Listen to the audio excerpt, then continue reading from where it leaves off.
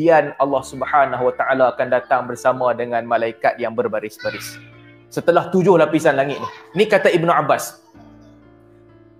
Apabila Allah Subhanahu Wa Taala datang bersama dengan malaikat yang berbaris-baris, ketika itu wa yunadi munadin, ketika itu akan ada satu suara yang menyeru, sata'lamuna al-yawm man ashabul kiram. Pada hari ini kamu akan kenal siapakah orang-orang yang berbahagia. Liyakumul hammaduna Allah ala kulli hal. Lalu suara tu akan berkata, orang-orang yang sentiasa memuji Allah dalam apa sahaja keadaan. Liyakum, bangun kamu. Fayasrahuna ilal jannah. Kamu semua masuk syurga. Kemudian dikata selepas itu, suara yang sama akan kata, sata'lamuna al-yawm man ashabul kiram. Hari ini kamu akan mengetahui orang-orang yang berbahagia. Ainal ladzina kanat tatajafa junubuhum 'anil madaji'i yad'una rabbahum khaufan wa tama'an wa mimma razaqnahum yunfiqun. Mana orang-orang yang ketika waktu malam badan mereka, lambung mereka ini bangun dalam keadaan menyeru Tuhan mereka, khaufan wa tama'an, takut kepada Tuhan mereka dan mengharapkan balasan Tuhan mereka, dan juga berinfak dengan harta yang Allah Ta'ala bagi. Ni golongan yang kedua. Siapa yang malam-malam bangun tahajud, mengharapkan balasan Allah, dan juga infak dengan harta yang Allah bagi. Bangun semua. Fayasrahuna ilal jannah. Masuk syurga. Kemudian suara itu akan berkata lagi, Ainal ladzina la tulhihim tijaratun wala bay'un an dzikrillahi wa iqamis salati wa ita'iz zakah yakhafuna yawman tataqallabu fihi alqulubu wal absar.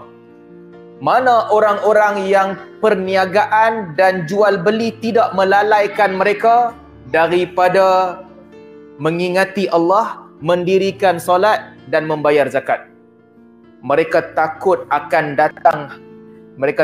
akan datangnya hari yang qulubu wal absar, jiwa dan juga mata menjadi berdolak-dalik. Mana orang-orang ni? Mana para peniaga yang dia tak lalai daripada mengingati Allah, dia tak lalai daripada solat, dia tak lalai daripada zakat? Bangun semua. Fayasrahuna ilal jannah. Masuk dalam syurga. Baik, masuk dalam syurga. Kemudian waja'a rabbuka wal malaku saffan saffa waji'a yawma idzin bi jahannam. Waji'a yawma idzin bi jahannam. Dalam hadis disebutkan akan ditarik neraka pada ketika itu. Neraka akan diikat dengan 70,000 tali. Setiap satu daripada 70,000 tali akan dipegang oleh 70,000 malaikat. Akan dibawa neraka di situ. Dan fayakhruju minhul unuq, akan keluar daripada kharajal unuq minan nar, akan keluar satu tengkuk daripada neraka. Fa ashrafa 'alal khalaiq lahu 'ainan tubsiran wa lisanun fasih. Tengkuk yang keluar daripada neraka ni, dia akan melihat orang ramai. Dia ada 2 mata yang melihat dan lidah yang fasih. Lalu dia akan kata kepada mereka, ana wukiltu minkum bi thalath. Aku menjadi wakil untuk tangkap 3 kelompok manusia. Yang pertama, bikulli jabbarin anid. Orang-orang yang sombong dan juga membantah. Anid, keras dia, bantahannya keras. Jabbar, dan dia sombong, dia membesarkan diri dia. Fayaltaqituhum minas sufuf laqtat tayri habbas simsim. Kemudian tengkuk tadi tu akan cabut semua orang yang jabbar, yang sombong ni, akan tangkap dan cabut mereka sebagaimana burung makan biji simsim. Angkat, buang dalam neraka, tangkap, buang dalam neraka. Kemudian wukiltu minkum biman adzallaha wa rasulahu. Aku diwakilkan untuk tangkap orang-orang yang menyakiti Allah dan Rasulnya. Sama juga, dia akan tangkap semua, letak dalam neraka. Wukiltu bi ashabit tasawir.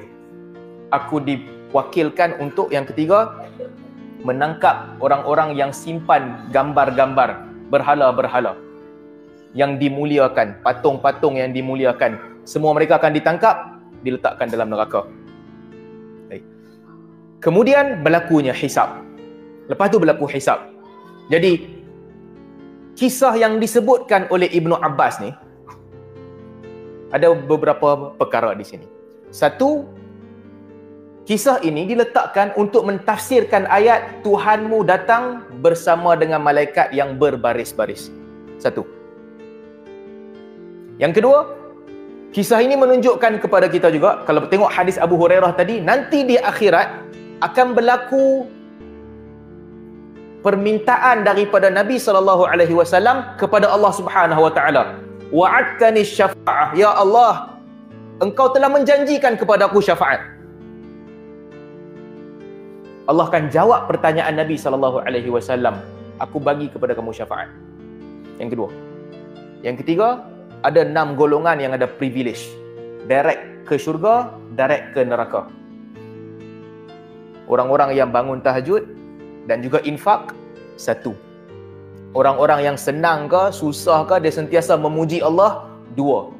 Para peniaga dan yang ketika perniagaan dia, jual beli dia, tidak melalaikan dia daripada ibadat, 3. Direct access, masuk syurga terus. Dan orang-orang yang sombong, orang-orang yang menyakiti Allah dan Rasulnya, serta orang-orang yang menyimpan berhala dan gambar-gambar yang dimuliakan, masuk neraka terus. Bagaimana para imam salaf apabila mereka melihat dalil-dalil yang sebegini sebagai contoh? Apa salaf buat? Itulah yang diceritakan, itulah yang mereka percaya.